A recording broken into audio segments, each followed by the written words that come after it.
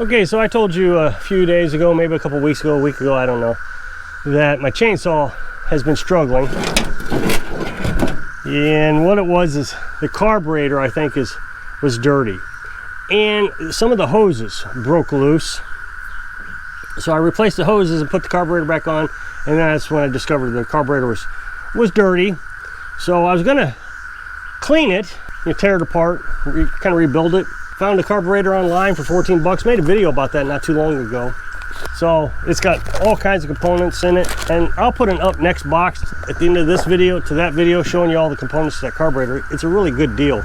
Well, while I was trying to figure all this out, I thought, well, I'll just go ahead. I was going to rebuild the carburetor, clean the spark plug or see if it needs replaced. And when I did, I popped off the stator, well, the spark plug wire, and it broke on me. So there's supposed to be a little rubber or a metal ring around that, a little like coil spring around that. Well, it just flew off. So I just went ahead and bought another stator, again, about $14. Well, that came in today, and I'm gonna just do a quick comparison, make sure it's kind of the same, and it certainly looks the same. Looks like the wire might be a little bit longer, but I'm not exactly too worried about that. I thought it might be a little long. And it even came with an extra wire. There's supposed to be a wire that goes on this. I don't know if you can see that's the wire that's on the chainsaw right now. So I'm gonna go ahead and disassemble the rest of this. Now, it's mostly disassembled already, but I put the shroud back on so I wouldn't lose the screws and different things. I'll put it back on. Now, I didn't show you the disassembly of this chainsaw. What I figure is when I reassemble it, you'll understand how it goes together. It's actually very simple. This is a Ryobi chainsaw, 14-inch. As I reassemble this, you'll know how to disassemble it. This is where it goes. I took the shroud off. This is the shroud that goes on it. 3 screws is all it was.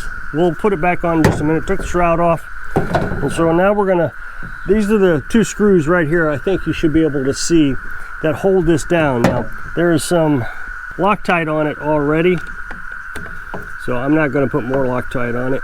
Line the screw holes up here. Let's see if we can figure out how to, that should do it. And then this comes around like that. Okay, and then I have a business card here somewhere that I'm going to put in between the flywheel and the stator, and that'll give me a proper gap roughly, and then we'll put the screws back in. This is just a little torque screw.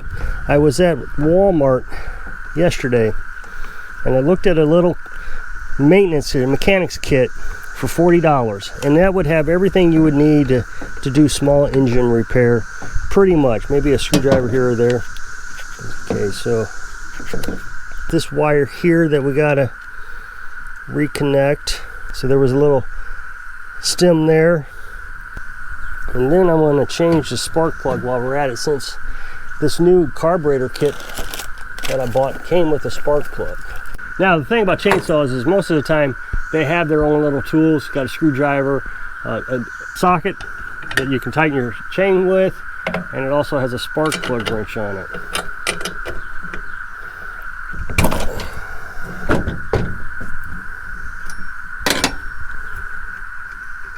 Now, what I'm going to do is I'm going to try to test this to see if it sparks. The way you test it is you put the spark plug into the spark plug line, and then you hold it around a piece of metal somewhere, metal to metal. Guess I'm going to have to put the shroud back on to make that work.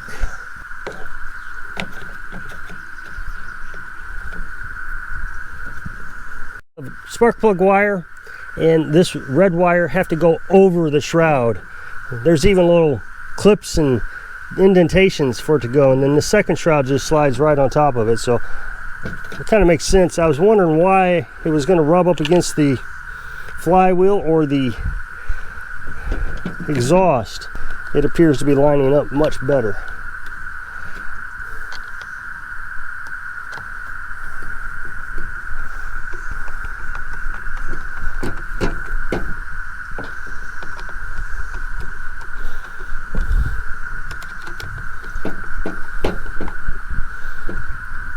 Okay, now let's see if we can get a spark out of it.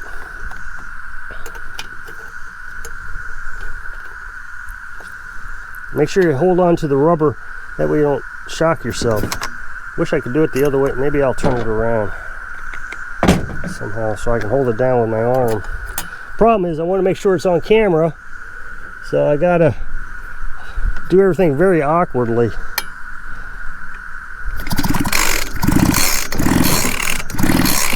See, the sun I think was too bright to see, but I got my hand on it by accident and it hit me, so I do think there's a spark to it.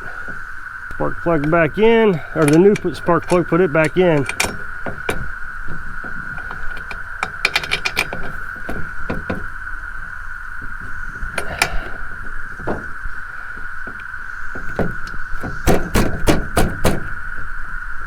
Okay, so now let's put the carburetor assembly back on.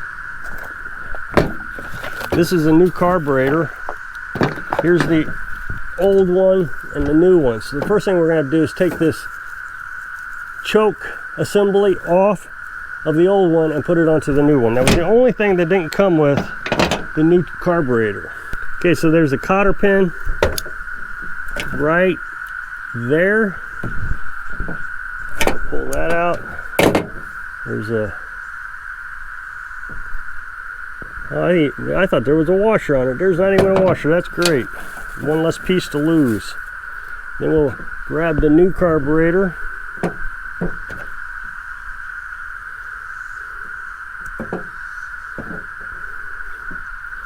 Put the cotter pin back in, which may be a challenge actually. It's a pretty small hole. Nope, went right in there. Yep, perfect. I'm going to hold on to the old spark plug. I always do that. I hang on to things at least one cycle, because this thing was working obviously. So if this spark plug for some reason stopped working, at least I'd have a backup temporarily. So we got to make sure we get the throttle wire on first. That's what the trigger, this controls the trigger onto the carburetor, because that takes a little bit of twisting. So you put that on first, it slides on. Okay, so that works decently. What I did was I choked it and then I pulled the throttle to make sure that the throttle would release the choke. Okay, I got some gasoline in here. This is the air filter housing. The air filter sits right here.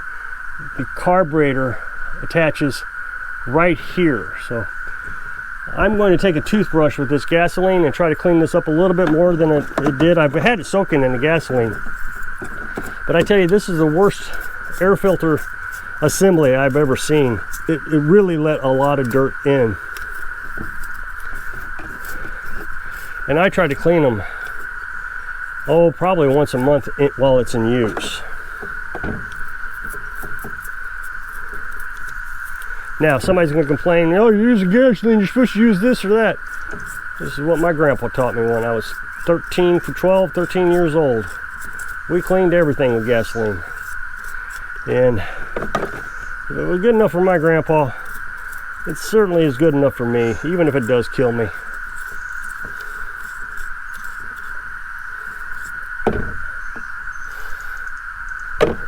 Okay, so now we're going to assemble the carburetor back onto the block.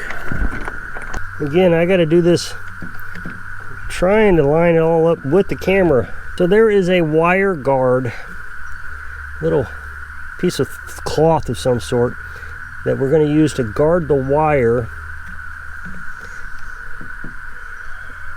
and then we're going to screw this down.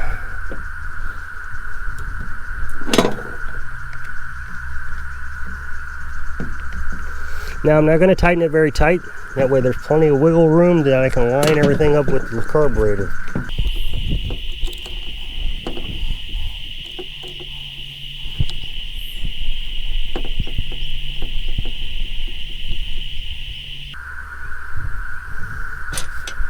Again, not going to tighten it too tight, that way everything is still movable, so I can get everything to line up.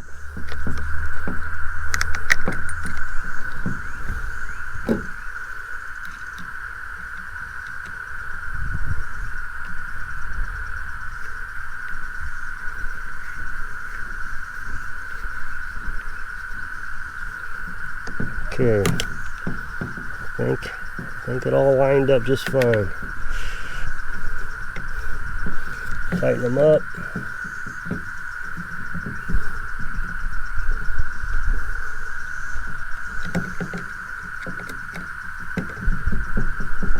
Now, the carburetor came with new gaskets, but the old carburetor never had gaskets on it, so I'm going to leave the gaskets off, see how it does. Then we're going to hook the hoses back up. There's a line that goes here.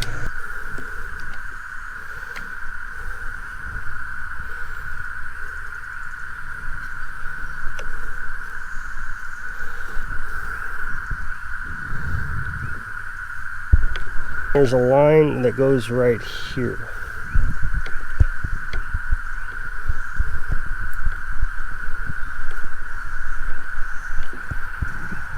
Okay, so now I'm going to put some gas in it. We're going to try to start it and see if it starts, and then we'll go ahead and finish up the assembly. Okay, so when I put the stator on, I tested to see if it would spark, and I didn't see a spark. Now, I have seen it before that it's so bright you can't see it, but it did hit me. You know, it zapped me a little. So I went to start it, and it started to go, and then it wouldn't go again. It just, and it was definitely a electrical issue. Gasoline, you can always tell the difference between gasoline and electrical. So I took the stator, well, I took spark plug out, and I tried to test it again, and it didn't spark, but it didn't hit me either. Because the moral of the story is don't buy China parts. So I went in and I exchanged it and went ahead and got the original manufacturer stator. So it's going to cost me a little bit extra to do that, but we'll get this thing up and running. But at least I can say that I got the carburetor on. I really feel like the carburetor worked. I mean, because when I tried to start it the second time, I flooded it, but it just seems to be working. But regardless, I guess it's just the way it goes sometimes.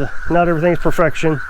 So if you'll click this up next box, it'll take you to one of those two videos or both of those videos that I made previously about this chainsaw. So I hope I can inspire you to keep at it, sing of your dreams.